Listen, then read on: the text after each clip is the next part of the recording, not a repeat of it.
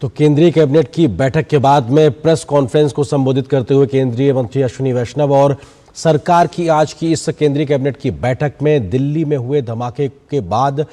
इस बैठक में जिन लोगों ने जो हताहत हुए उनके प्रति शोक व्यक्त किया गया और उनके लिए 2 मिनट का मौन रखा गया और एक रेजोल्यूशन पास किया गया जिसमें साफ तौर से ये बात पहली बार अब सरकार की ओर से सामने आई है कि एक प्रकार से ये आतंकी घटना थी और इसको सरकार की ओर से कहा गया जघन्य आतंकी अपराध माना गया है और देश के नागरिकों की सुरक्षा सबसे पहले है। उसके लिहाज से हर वो कदम सरकार के द्वारा उठाए जाते रहे हैं, उठाए जाते रहेंगे जिससे देश के नागरिक सुरक्षित रह सके। तो एक प्रकार का रेजोल्यूशन हुआ और 3 बड़े फैसले लिए गए हैं जो खास तौर से अर्थव्यवस्था से जुड़े हुए हैं, जिसका सीधा असर देश के एक्सपोर्ट को बढ़ाने को लेकर होगा और जिसका फायदा जो एमएसएमईज हैं और एक्सपोर्टर्स हैं उनको मिलेगा। और सरकार की ओर से एक्सपोर्ट प्रमोशन को लेकर एक मिशन को लेकर एक तरीके से संबल दिया गया है ताकि इसका फायदा मिल सके। तो कैबिनेट के अंदर से 2 एक तरीके से बड़ी खबर, जहां पे 3 ऐसे फैसले जो अर्थव्यवस्था को, एक्सपोर्ट को बढ़ावा देंगे, तो वहीं दिल्ली के लाल किला धमाके को एक आतंकी घटना के तौर पर सरकार ने माना है और रेजोल्यूशन पास किया है कि देश में इस प्रकार की गतिविधि करने वालों को बख्शा नहीं जाएगा और देश के नागरिकों की सुरक्षा सर्वोपरि है। उसके लिए सरकार हर संभव कदम उठा रही है। इस खबर पे अधिक बातचीत करने के लिए हमारे साथ में मौजूद हैं वरिष्ठ आर्थिक पत्रकार शिवमोय भट्टाचार्य जी। शिवमोय जी, ये जो 3 फैसले जो एक्सपोर्ट को बढ़ावा देते नजर आएंगे, खासतौर से इसका फायदा एमएसएमई को भी मिलता नजर आएगा, इसका ट्रांसलेशन हम अर्थव्यवस्था में गतिविधियों में तेजी से आगे बढ़ते हुए किस तरीके से देखेंगे इस फैसले का?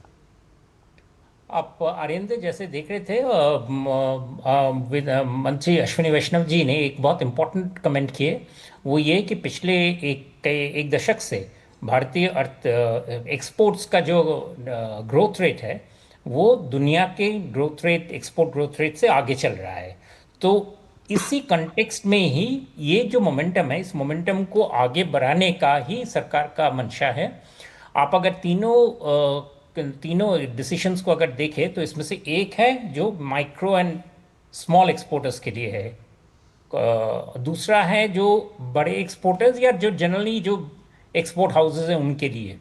और तीसरा है जो सारे के लिए, मतलब सभी एक्सपोर्टर्स के लिए लागू होता है। इस तरह से हम अगर तीनों एक्सपोर्ट का प्रमोशन स्कीम्स को देखें तो बेसिकली एक जो है वो है बहुत सारे माइक्रो एंड स्मॉल एक्सपोर्टर्स वाले, उनके बारे में मैं पहले बताता हूँ कि बेसिकली सरकार ये कोशिश कर रहे हैं कि उनके लिए जो हैंडीकैप्स है, क्या हैंडीकैप होते हैं कि उनको मार्केट एक्सेस नहीं मिलता है, उनके लिए क्या हैंडीकैप होता है कि उनको इंटेलिजेंस नहीं मिलता है, उनके लिए क्या हैंडीकैप होता है कि नॉन ट्रेड बैरियर्स जो रहता है वो उनके लिए भारी पड़ जाता है। इन सभी चीज़ों को सेटल करने के लिए सरकार ने एक स्कीम या एक पैकेज घोषणा किए हैं। दूसरा वाला जो है वो है जो क्रेडिट गारंटी स्कीम को एक्सपैंड करने का, करीब 20,000 करोड़ का जो 25,000 करोड़ का जो स्कीम बनाया गया, वो है कि एग्जिस्टिंग एक्सपोर्टर्स को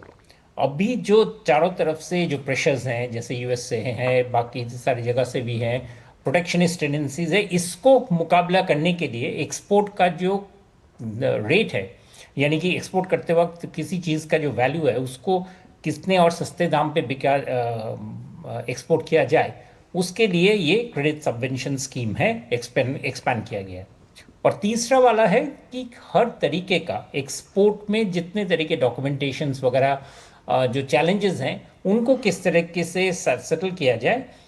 उनके लिए सरकार ने एक, जिसे कहते हैं ऑल इनकम्पसिंग एक सिस्टम बनाए हैं। तो ये तीनों ही आप कह सकते हैं कि export policy is almost like an export policy की घोषणा के हिसाब से हम मान सकते हैं, mid year export policy, and काफी सिग्निफिकेंट है। बिल्कुल, और उसमें कई व्यवहारिक पहल भी इस प्रकार से जोड़ी गई हैं जो जमीनी दिक्कतों को दूर करते नजर आएंगे। फिलहाल वक्त इतनी अनुमति दे रहा। शिवमोय जी, बहुत शुक्रिया हमारे साथ जुड़ने के